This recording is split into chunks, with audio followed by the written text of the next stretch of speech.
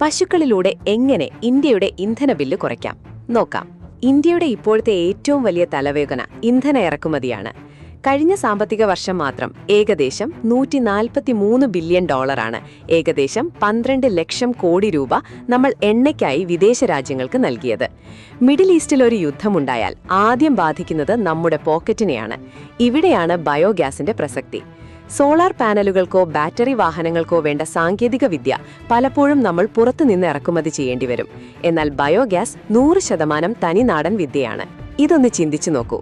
ഇന്ത്യയിൽ ഏകദേശം 4 കോടി വീടുകളിൽ പശുക്കളുണ്ട്. 3 പശുക്കളുള്ള ഒരു സാധാരണ വീടിന് വർഷത്തിൽ ഏകദേശം 7 പാചകവാതക സിലിണ്ടറുകൾക്ക് LPG തുല്യമായ ഗ്യാസ് സ്വന്തമായി നിർമ്മിക്കാൻ സാധിക്കും. നമ്മുടെ രാജ്യത്ത് ഓരോ വർഷവും 50 കോടി ടൺ കാർഷിക അവശിഷ്ടങ്ങളാണ് ഉണ്ടാകുന്നത്. പശുവിൻ ചാണകവും ഈ അവശിഷ്ടങ്ങളും കൃത്യമായി ഉപയോഗിച്ചാൽ ഇന്ത്യയുടെ പാചകവാതക പ്രശ്നത്തിന് വലിയൊരു പരിഹാരമാകും. ബയോഗ്യാസിനെ ശുദ്ധീകരിച്ച് കംപ്രസ് ചെയ്താൽ അത് CBG അഥവാ കംപ്രസ്ഡ് ബയോഗ്യാസായി മാറും.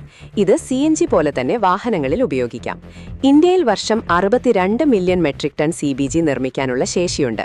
പക്ഷേ നിലവിൽ നമ്മൾ അതിന്റെ 1% പോലും ഉപയോഗിക്കുന്നില്ല എന്നതാണ് സത്യം. ഇത് ശരിയായി വിനിയോഗിച്ചാൽ വിദേശ രാജ്യങ്ങളിലേക്കുള്ള ഡോളറിന്റെ ഒഴുക്ക് കുറയ്ക്കാൻ നമുക്ക് സാധിക്കും. ഇതിലൂടെ 2 ഗുണങ്ങളാണുള്ളത്. മാലിന്യ സംസ്കരണം. നഗരങ്ങളിലെയും ഗ്രാമങ്ങളിലെയും മാലിന്യം ഊർജ്ജമായി മാറും. ഗ്രാമീണ വരുമാനം. കർഷകർക്ക് ചാണകവും കാർഷിക അവശിഷ്ടങ്ങളും വിറ്റ് അധിക വരുമാനം കണ്ടെത്താം.